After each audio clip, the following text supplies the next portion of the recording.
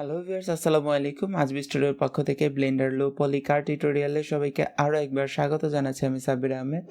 এর আগের পর্বে আমরা আমাদের গাড়ির চাকার মডেল করেছিলাম এবং এরও আগে গাড়ির বেস মডেল সম্পূর্ণ করেছিলাম। যদিও গাড়ির এক্সট্রা কিছু পার্টস আমরা মডেল করব, বাট এই পর্বে চাচ্ছি গাড়ির শেডিং এবং ম্যাটেরিয়ালটা সেট করতে। তো সর্বপ্রথম একটা সমস্যা আপনাদের একটু দেখাই।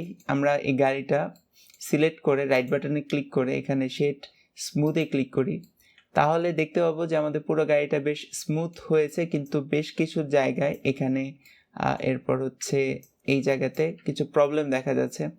সো আপনি কোন জায়গা থেকে মডেলটা শুরু করেছিলেন এটার উপর ডিপেন্ড করে আপনার এই প্রবলেমগুলো দেখাতেও পারে, আবার নাও দেখাতে পারে। এর কারণটা আমি একটু বলে নিই। এর মূলত কারণ হচ্ছে আমরা যদি এখান থেকে এটার ফেস ওরিয়েন্টেশনটা অন করে দিই, তাহলে দেখতে পাবো যে এর কিছু ফেস ভিতরের দিকে নর্মাল করা, কিছু ফেস বাইরের দিকে। সো আমাদেরকে যেটা করতে হবে, এই ওয়ার্ড রেজাল্টটা বা উদ্ভট রেজাল্টটা থেকে বের হয়ে আসার জন্য, সেটা হচ্ছে আমরা গাড়িটা সিলেক্ট করব, এডিট মোডে যাব, যতগুলো ফেস আছে এতে ক্লিক করে সবগুলো সিলেক্ট করব, এরপর শিফট এনে ক্লিক করে সবগুলো নর্মাল যে ডিরেকশন সেটা রিক্যালকুলেট করব। ওকে, সাথে সাথে দেখতে পাবো যে আমাদের সেই অদ্ভুত যেই এখানে শেডিংটা ছিল সেটা কিন্তু সলভ হয়ে গেছে। এবং আমি যদি এখান থেকে আবারও আমাদের ফেস ওরিয়েন্টেশন অন করে দিই, তাহলে দেখতে পাবো যে পুরোটাই আমাদের নীল রঙের দেখাচ্ছে। এরপরের যে সমস্যা সেটা হচ্ছে আমরা যখন এটাকে স্মুথ করে দিই, তখন কিছু কিছু কার্ভ আমরা চাই যেগুলো আমাদের স্মুথ না হয়ে আমরা যেন কার্ভ আকারে দেখতে পাই। তো এটার জন্য আমাদেরকে যেটা করতে হবে, আমি প্রথমত ফেস ওরিয়েন্টেশনটা অফ করে দিচ্ছি। এখান থেকে আপনি চাইলে ওয়্যার ফ্রেম চালু করে রাখতে পারেন, যেন আপনি দেখতে পারেন আপনার মেশের টপোলজি বা ওয়্যারের কী অবস্থা অ্যাকচুয়ালি। যাই হোক, আমরা এখন একটা কাজ করব, সেটা হচ্ছে এই অবজেক্টটা সিলেক্ট করব। সিলেক্ট করার পর এখান থেকে অটো স্মুথ আমি অন করে দিব। অটো স্মুথ অপশনটা থাকে এখানে জিওমেট্রির ভিতর, এখানে নর্মালের ভিতরে থাকবে অটো স্মুথ। আমি যখন অটো স্মুথ অন করব, ইমিডিয়েটলি আপনারা দেখতে পাবেন যে এখানে যে শার্প এজগুলো সেগুলো বেশ শার্প দেখাচ্ছে, এবং যেগুলো 30 ডিগ্রির কম শার্প সেগুলো বেশ স্মুথ দেখাচ্ছে। তো আমি কিছু কিছু জায়গায় স্পেসিফিকভাবে শার্প দেখাতে চাচ্ছি, সেখানে স্মুথনেস চাচ্ছি না। তো এই জন্য যেটা করব, এডিট মোডে যাব। এডিট মোডে গিয়ে সেই এজগুলো যেগুলোকে আমি হার্ড বা শার্প এজ দেখাতে চাই, সেই এজগুলোকে সিলেক্ট করব। ফর এক্সাম্পল এই এজ কয়েকটা আমি সিলেক্ট করলাম, 1 2 3, এই 3টা এজ সিলেক্ট করলাম। এবার হচ্ছে রাইট বাটনে ক্লিক করে এজ সিলেকশন মোডে থাকা অবস্থায় এখানে মার্ক শার্পে ক্লিক করতে পারি, অথবা এখান থেকে এজে গিয়ে এখান থেকে এজে গিয়ে মার্ক শার্পে ক্লিক করা যেতে পারে। ফলে যেটা হবে, আমরা যদি ওয়্যারফ্রেম ভিউটা অফ করে দিই, তাহলে দেখতে পাবো যে আমি যেই এজটাকে মার্ক শার্প করেছি সেই এজটা কিন্তু স্মুথ না হয়ে শার্প আকারে দেখাচ্ছে, রাইট? সো এইভাবে করে আপনি আপনার গাড়ির যেই অংশটুকু শার্প চাচ্ছেন সেই অংশটুকু সিলেক্ট করবেন, সেই এজগুলোকে সিলেক্ট করবেন এবং সেগুলোকে এখান থেকে এক্স প্যানেলে গিয়ে সেখান থেকে মার্ক শার্পে ক্লিক করে সেগুলো শার্প করে দেবেন। তো এখন আমি এটা জাস্ট দেখালাম সিস্টেমটা কীভাবে আপনি কোনো একটা এজ স্মুথ করতে পারেন, ফ্ল্যাট করতে পারেন, এবং একই সাথে স্মুথ থাকা অবস্থায় কোনো একটা এজকে স্পেসিফিকভাবে শার্প করে দেখাতে পারেন। তারপরে আপনার পছন্দ মতো বা প্রয়োজন মতো সবগুলোকে শার্প হিসেবে যেই এজগুলোকে শার্প করতে চান সেগুলোকে শার্প মার্ক করে দিবেন। এনিওয়ে, আমি এখানে আর ডিটেলসে যাচ্ছি না, আপাতত আমি এটা শেড ফ্ল্যাট রাখছি এবং পরবর্তীতে আমি প্রয়োজনীয় রেখাগুলোকে শার্প করে দিব। এখন আমি যাব ম্যাটেরিয়াল প্যানেলে, এখান থেকে একটা একটা করে ম্যাটেরিয়াল অ্যাড করব। প্রথম যে ম্যাটেরিয়াল অ্যাড করব সেটার নাম দিচ্ছি বডি, কার বডি। ওকে, এরপর এখানে নতুন ম্যাটেরিয়াল অ্যাড করব। এখানে অলরেডি একটা ম্যাটেরিয়াল ক্রিয়েট করা ছিল, সেটা অ্যাড করে দিচ্ছি। এটা ধরেন এটার নাম দিলাম অরেঞ্জ কালার। যেহেতু আমাদের গাড়ির একটা মডেল ছিল, সেটার কালার আমি এখানে ফলো করার চেষ্টা করব। আপনি আপনার পছন্দ মতো কালার দিতে পারেন। এখানে আমাদের আর্ট স্টেশনে যে কালারগুলো ছিল আমি সেই কালারগুলো দেওয়ার চেষ্টা করব। তো এরপর হচ্ছে অরেঞ্জ কালার, প্রথমত ম্যাটেরিয়ালগুলো আগে ক্রিয়েট করে নিই। এরপর হবে অ্যাশ কালার, এরপর থাকবে হচ্ছে আমাদের রেড কালার, এরপর থাকবে ইয়েলো কালার। রেড আর ইয়েলো হচ্ছে মূলত লাইটের জন্য। আপাতত এই কয়টার কালার আমি আপাতত চেঞ্জ করে নিচ্ছি। অরেঞ্জের কালার এখান থেকে বেস কালার করে দিচ্ছি অরেঞ্জ, এবং একই সাথে এখান থেকে ভিউপোর্ট ডিসপ্লে কালারও করে দেব অরেঞ্জ। যদি এটা দেখা যাচ্ছে না, আমি যেটা করব, এই মেশগুলোকে, যেই মেশগুলো অরেঞ্জ হবে সেগুলোকে এখানে অ্যাসাইন করে দিই। তো সিম্পলি ফেস সিলেকশন মোডে যাচ্ছি, যেই মেশগুলোকে অরেঞ্জ কালার করতে চাচ্ছি সেইগুলোকে প্রথমত সিলেক্ট করি। এবার অরেঞ্জ ম্যাটেরিয়াল সিলেক্ট করে সেটা অ্যাসাইনে ক্লিক করে দিই। সো এইটা আপনারা অলরেডি জানেন কিভাবে ম্যাটেরিয়ালে কালার অ্যাসাইন করতে হয়, তা আমি দেখাচ্ছি। জাস্ট মেশগুলোকে সিলেক্ট করব প্রথমত,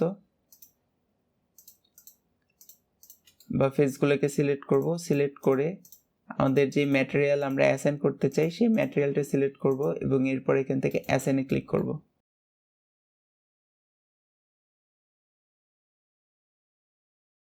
এরপর ফ্রন্টের এই অংশটা, এই 4টা বার, এখানে 4টা আর এখানে 4টা, টোটাল 8টা ফেস সিলেক্ট করে এখানে অরেঞ্জ অ্যাসাইন করে দিলাম। এরপর আর কোথায় ছিল অরেঞ্জ কালার? ফ্রন্ট সামনের দিকে এই কয়টা ফেসে এই কয়টা অরেঞ্জ কালার ছিল, ওকে। এবং নিচের অংশে এখানেও অরেঞ্জ কালার ছিল। এটা আপনারা আপনাদের ইচ্ছে মতো রং করতে পারেন ডেফিনেটলি। ওকে, এইখানে এই কয়টা সিলেক্ট করলাম, এই কয়টা সিলেক্ট করে এটাকে অরেঞ্জ কালার করে দিলাম। এবং এইখানের যেই ডেপথের এজটা রয়েছে বা প্রান্ত সীমানা রয়েছে এটা সিলেক্ট করলাম। সিলেক্ট করে এটাকেও অরেঞ্জ কালার করে দিলাম। এই হলো মোটামুটি আমাদের অরেঞ্জ কালার। এরপর আমাদের প্রয়োজন হবে একটা গ্লাসের জন্য একটা ম্যাটেরিয়াল। আমি এটার নামই দিচ্ছি গ্লাস ম্যাটেরিয়াল। এটার কালার করে দেব কিছুটা sky blue. Viewport colour change করে দিচ্ছি, সারফেস কালারও সেম করে দিচ্ছি, কাছাকাছি কিছু একটা। এবার হচ্ছে আমাদের গ্লাসের অংশগুলো আমি সিলেক্ট করব, এই ফেসগুলোকে। এবার গ্লাস ম্যাটেরিয়াল সিলেক্ট করে সেটা অ্যাসাইন করব। একই সাথে এই পাশের গ্লাসের ফেসগুলোকে সিলেক্ট করে এখানেও গ্লাস ম্যাটেরিয়াল অ্যাসাইন করব। পিছনেও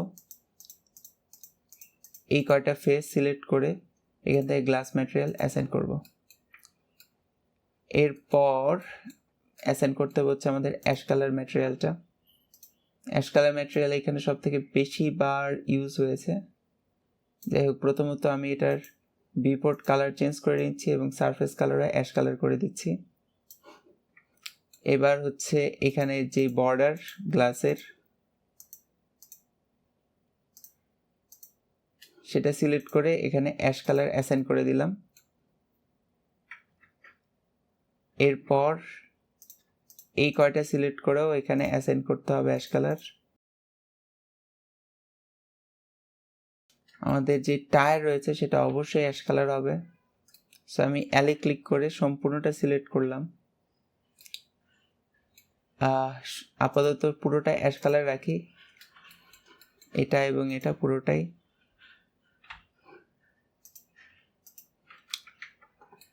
এরপর এটার নিচের যে অংশ সেটা সিলেক্ট করে কন্ট্রোল প্লাসে ক্লিক করে আমি সিলেকশনটা বাড়াচ্ছি এবং নিচের অংশ সম্পূর্ণটাই সিলেক্ট করলাম। এটা পুরোটাই অ্যাশ কালার হবে। অ্যাসাইন।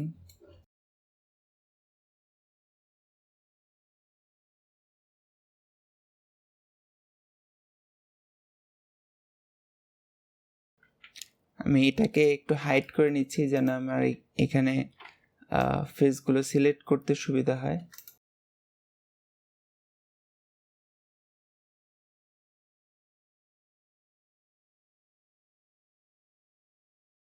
এবার অল্টার এইচে ক্লিক করে আমি সবগুলো মেশ আবার আনহাইড করে নিলাম। এখানে ফ্রন্টের এই অংশে এগুলোর অ্যাশ কালার হবে,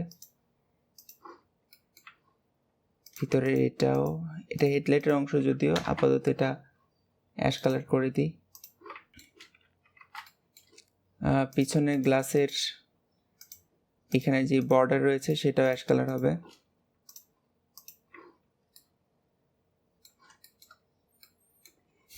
ওকে, এবার আমরা আরেকটা ম্যাটেরিয়াল ক্রিয়েট করি, এটার নাম দিই সিলভার।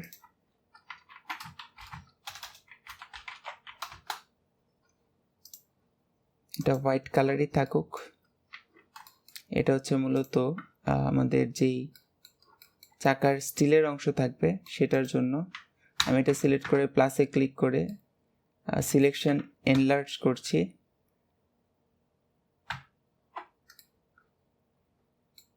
শুধুমাত্র এই অংশটুকু বাদে বাকিটুকু এনলার্জ করলাম। এবার হচ্ছে সিলভার কালার অ্যাসাইন করে দেই। এখানেও একইভাবে এখানেও প্রথমত এটা সিলেক্ট করব, কন্ট্রোল প্লাসে ক্লিক করে সিলেকশন এনলার্জ করব। এরপর সেন্টার এই ফেসটা এবং এর পার্শ্ববর্তী ফেস পরবর্তী যেটা আছে সেটা, এই দুটো ডিসিলেক্ট করে এই অংশটুকুকে সিলভার কালার অ্যাসাইন করে দেব।